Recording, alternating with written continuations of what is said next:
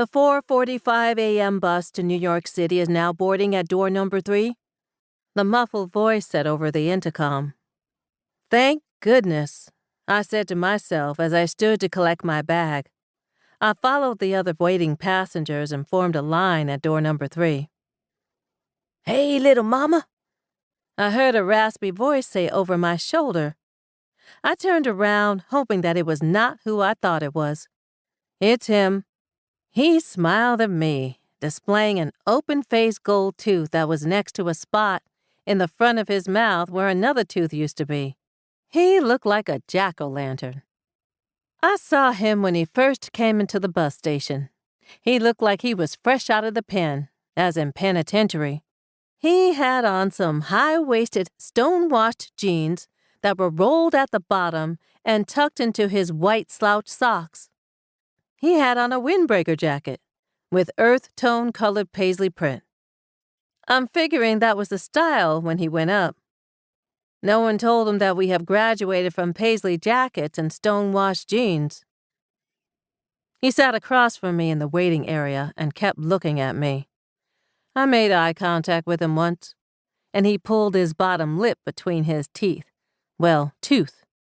I named him Toothless. I always make up names for people when I don't know their names or don't care to know their names. I felt uncomfortable under his glare, so I moved and sat closer to the guard station. I don't know how much help the security guard would have actually been, since he seemed fascinated by a crossword puzzle he was working.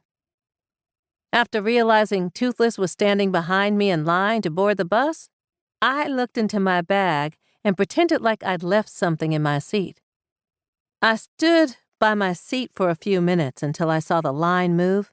Then I stood back in line. I needed to make sure Toothless and I wasn't sitting anywhere near each other. The bus was somewhat full, but the seat directly behind the driver was still available. I chose that one. Toothless sat in the back of the bus. The bus loaded its last passengers and pulled out of the station. The bus passed the Gateway Arch and crossed over the Mississippi River. I watched as we crossed the bridge into Illinois from Missouri, indicating that I'd actually done it. I left St. Louis. More like escaped St. Louis. I walked across the stage at my high school graduation, celebrated with my best friend Zanetta. Then, I snuck out of my house in the middle of the night.